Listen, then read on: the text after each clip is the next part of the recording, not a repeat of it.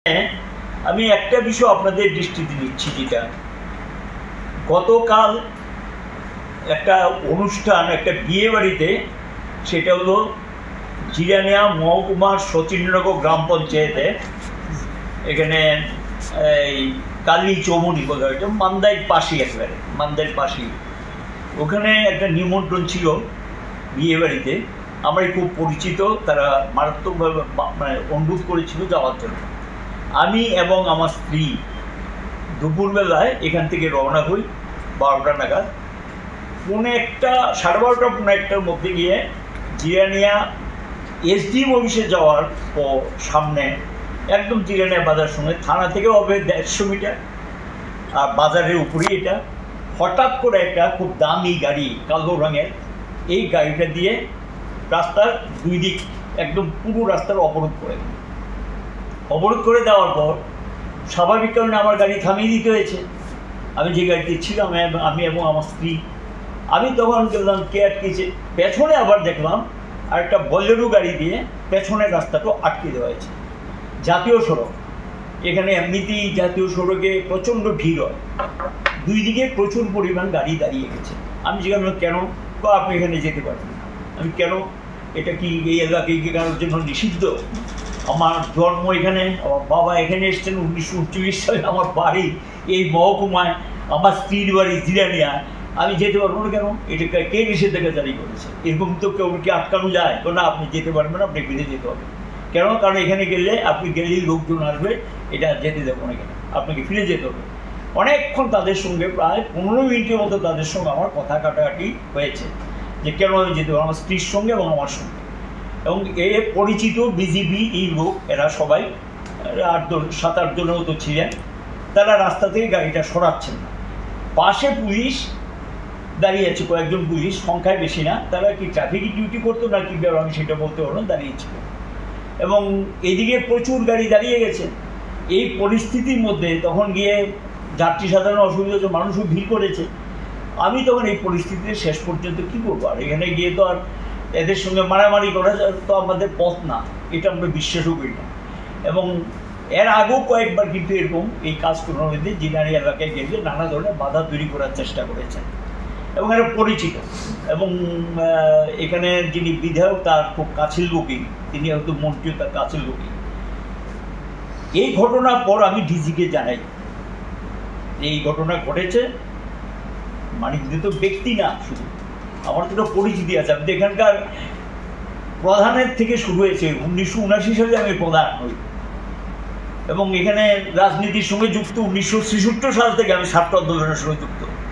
আমি জানি না যারা এগুলো করেছে নিশ্চয়ই তাদের জন্ম তখন হয়নি, তার বাবাদেরকেও আমি চিনি, 1-2 জনকে চিনিছি, তাদের বাবাও চিনি। তো এখানে গিয়ে যেখানে 20 বৎসরের বিধায়ক, তারপর 15 বৎসরের মন্ত্রী, এই জিরানিয়া মহকুমার প্রতিটা কাজের সঙ্গে যুক্ত, জন্ম কর্ম সব এখানে, এবং এই জায়গাতে গিয়ে যাওয়া যাবে না, এটা কি অরাজক অবস্থা, বগের মূল্য, যে এখানে যে এই এলাকাটা কারোর জন্য নিষিদ্ধ, এই অবস্থা চলছে জিরানিয়া এলাকায়। অফিসটা তো জানেন আপনারা, বহুবার ভাঙচুর হয়েছে, বহু কমরেড আমাদের আক্রান্ত হয়েছে, বহু নেতা আক্রান্ত হয়েছে, বহু বাড়িঘর লুটপাট হয়েছে।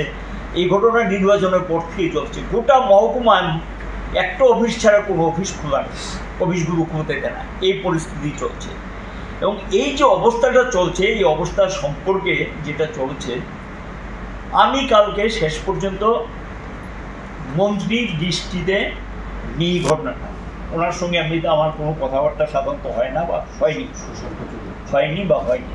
ওই এলাকার বিধায়ক যিনি, তার দৃষ্টিতে আমি নিই। উনি তখন সবটা শুনে, না এরকম তো হওয়া উচিত না, এটা তো করা উচিত না, এটা তো যে যাবে বিয়ে বাড়িতে, সেই আমি চলছে দেখুন অনেকদিন যাবে, এগুলো তো আপনাদেরই লোক, আপনাদের লোকই তো করছে এগুলো। উনি আবার বলছে এগুলো তো আগেও হতো, এরকম 1-2টা ঘটনা। আমি আগেরটা তো বললাম, আগে যেরকম হতো সেখানে হস্তক্ষেপ ছিল, এখন তো এগুলো চলছে অনেক দিন যাবো, অনেক ঘটনা ঘটেছে, এগুলো কি চলবে? এটা কি চলতে পারে না? আমি দেখছি, এবং নিশ্চয়ই এটা হওয়া উচিত না, 3বার হওয়া উচিত না, আমি দেখছি। আমি গতকাল এটা প্রেসের সামনে আসি কেন?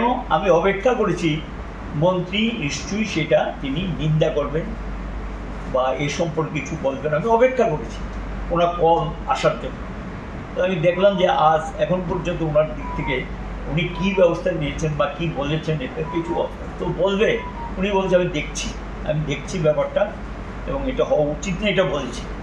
তো আমি তো অপেক্ষা করেছি, অপেক্ষা করার পরও দেখলাম যে কিছু না। এবং এই যে অবস্থাটা চলছে এটা সম্পর্কে এই কারণেই আজকে আপনাদের সামনে আমি বিষয়টা তুলে ধরলাম। কী সিদ্ধান্ত হচ্ছে সামাজিক অনুষ্ঠান, বিয়ে বাড়িতে যেতে পারবো না, কেউ মারা গেলে যেতে। এবং আরেকটা ঘটনা ঘটেছিল বৎসর 4 আগে, একটা আমাদেরই খুব পুরনো কর্মী, উনি মারা গেছেন, ওনার বাড়িতে গিয়েছিলাম।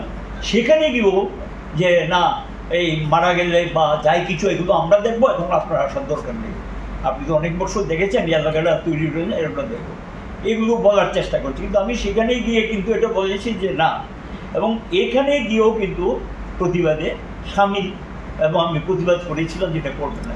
এই যে ঘটনাগুলো এটা চলছে, এখন মুখ্যমন্ত্রী, রাজ্যের স্বরাষ্ট্রমন্ত্রী, তিনি স্বরাষ্ট্র দপ্তর দেখেন, তিনি পুলিশকে চালান, ওনারই একজন মন্ত্রী এলাকায় এই জাতীয় ঘটনা ঘটছে, ওনার দৃষ্টিতে অনেকবার নিয়েছি আমি এই জাতীয় ঘটনা দিয়ে এলাকায় চলছে। মধ্যবার এটাও বলেছে যারা আমার গাড়ি আটকেছে কেন এটার বিরুদ্ধে আপনারা আগরতলা মিছিল করছেন, এটাও আবার বলেছে, এটা প্রতিবাদ কেন করছেন, এটাও চার্জ করেছে। এই যে ঘটনাগুলো চলছে, মুখ্যমন্ত্রীকে দায়িত্ব এড়াতে পারেন? ওনারই মন্ত্রিসভার মন্ত্রীর একজন এলাকাতে এই ঘটনা ঘটছে, উনি স্বরাষ্ট্র দপ্তরে ভারপ্রাপ্ত, পার্টি অফিস ভাঙছে, মানুষ আক্রান্ত হচ্ছে, রক্তাক্ত হচ্ছে, এগুলো দেখার দায়িত্ব তো ওনারও। এবং এই ঘটনাগুলো আমরা বামফ্রন্টের পক্ষ থেকে এই বিষয়গুলি নিন্দা করছি, প্রতিবাদ করছি। চিহ্নিত করুক, ব্যবস্থা নিক এবং সরকার তার দায়িত্ব পালন করুক, এটা আমাদের দিক থেকে আমাদের পরিষ্কার বক্তব্য।